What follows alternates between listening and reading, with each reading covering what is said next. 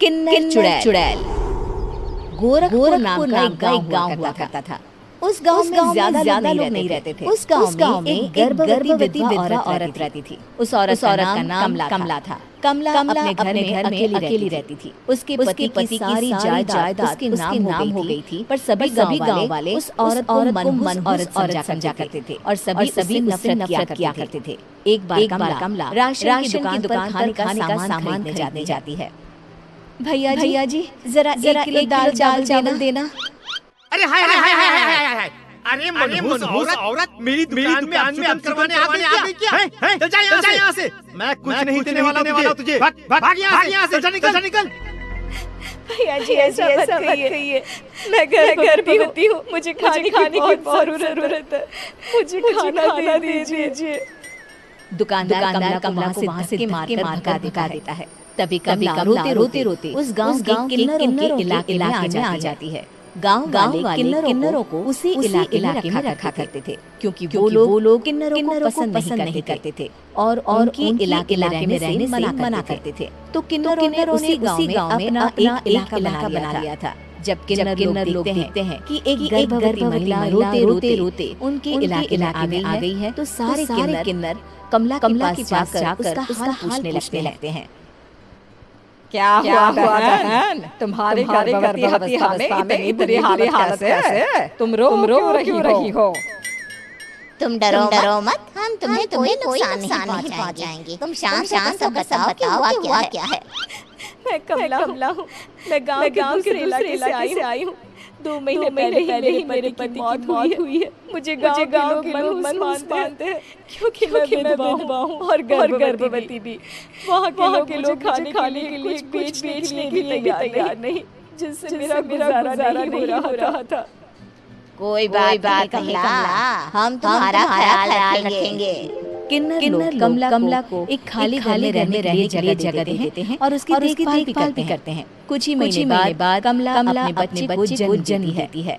पर अफसोस कमला बच्चे को जन्म देते ही अपनी जान गंवा देती है। जब सब किन्नर बच्चे को देखते हैं तो बहुत खुश हो जाते हैं क्योंकि वो बच्चा भी किन्नर ही था। कमला ने एक किन्नर बच्चे को जन्म दिया था। अब इस बच्चे की देखभाल कौन करेगा? हम तो इस बच्चे को गांव के दूसरे इलाके में नहीं भेज सकते। और तो क्या हुआ? इस बच्चे की माँ नहीं रही तो हम इसे पालेंगे। अब ये हमारे इलाके में रहेगा, हमारे साथ रहेगा। फिर वो किन्नर उस किन्नर बच्चे को गोद ले लेते हैं। उसका नामकरण कराते हैं। उस किन्नर बच्चे का नाम शक्ति रखा जाता है। देखते ही शक्ति बड़ी होने लगती है। उसके रंग रूप बहुत सुंदर थे। वो बहुत सुंदर किन्नर लगती है। एक दिन शक्ति एक किन्नर से पूछती है, माँ जी सुनिए ना, ये गांव के दूसरे इलाके में लोग रहते हैं तो हम वहाँ नहीं जाते। हम उनसे अलग रहते हैं। शक्ति क्योंकि वो लोग हमारे जैसे नहीं। वो लोग हमें पसंद नहीं करते, इसीलिए हम अलग रहते हैं। क्यों? वो हमें क्यों पसंद नहीं करते? मुझे एक बार उस इलाके में जाना है। मैं एक बार वहाँ जाकर आऊँ। शक्ति खबरदार, जो उस इलाके में कभी गई तो अपनी जान नहीं गंवाना चाहती तो उस इलाके में कदम भी नहीं रखेगी, समझी? इतना कहकर वो किन्नर वहाँ से चली जाती है। शक्ति उस किन्नर की बात सुनकर बहुत रोती है। माँ जी ऐसा कैसे कह सकती है? उन्होंने इतनी बात मुझे इतना डांटा। अब तो मैं उस इलाके में जरूर जाऊंगी। फिर एक दिन शक्ति गांव के दूसरे इलाके में चुपके जाती है। ये लोग तो हमारे जैसे इंसान है, तो ये हमसे नफरत क्यों करते हैं? जब शक्ति उस इलाके में पहुंचती है तो गांव के सारे आदमी उसके रूप से मोहित हो जाते हैं। वो लोग ये अंदाजा नहीं लगा पाते कि वो किन्नर है। शक्ति की सुंदरता देखकर सारे गांव वाले उसकी तारीफ करने लगते हैं। तभी गांव का चक्कर लगाने गांव के जमींदार का बेटा हर्ष वहां पहुंचता है। हर्ष दिखने में बहुत सुंदर होता है। जब हर्ष ने शक्ति को देखा तो वो भी उससे मोहित हो गया और जब शक्ति की नजर हर्ष पर पड़ी तो वो हर्ष को देखकर मोहित हो गई। आपको पहले कभी इस गांव में देखा नहीं। इस गांव में आप नए हैं क्या? जी नहीं, वो मैं बस। तभी शक्ति बोलते रुक जाती है और मन में सोचने लगती है, अगर मैंने इनको बता दिया कि मैं दूसरे इलाके से आई हूँ तो वो समझ जाएंगे कि मैं किन्नर हूँ, इसलिए मुझे इनसे झूठी बोलना पड़ेगा। शक्ति हर्ष को कहती है जी हाँ, मैं इस गांव में नहीं आई हूँ, यहाँ अकेली रहती हूँ। वैसे आप कौन है? आप भी इसी गांव में रहते हैं? जी हाँ, मैं इस गांव के जमींदार का बेटा हूँ। आपको किसी भी चीज की जरूरत पड़े तो आप मुझे बता देना, मुझे अच्छा लगेगा। ऐसे ही शक्ति और हर्ष एक दूसरे से रोज मिलने लगे। वो दोनों अपने प्यार का इजहार करने एक दूसरे से मिलने जाते हैं। तभी शक्ति का पीछा करते एक किन्नर वहाँ आ जाती है। शक्ति मैं तुमसे बहुत प्यार करता हूँ। मैं तुमसे शादी करना चाहता हूँ। क्या तुम मुझसे शादी करोगी? हाँ हर्ष, मैं तुमसे शादी करूंगी, पर मैं अपने बारे में सच्चाई बताना चाहती हूँ जो मैंने तुमसे छुपा कर रखी है। तभी उनके बीच में ही वो किन्नर आ जाती है। शक्ति, तेरी हिम्मत कैसे हुई ऐसा करने की?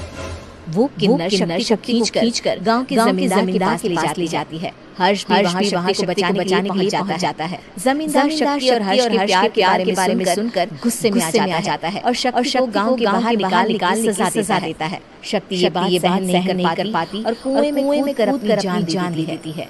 जमींदार हर्ष की शादी गांव की लड़की से करवा देता है, पर हर्ष इस शादी से खुश नहीं होता। शक्ति अपना बदला लेने के लिए मरने के बाद किन्नर चुड़ैल बन जाती है।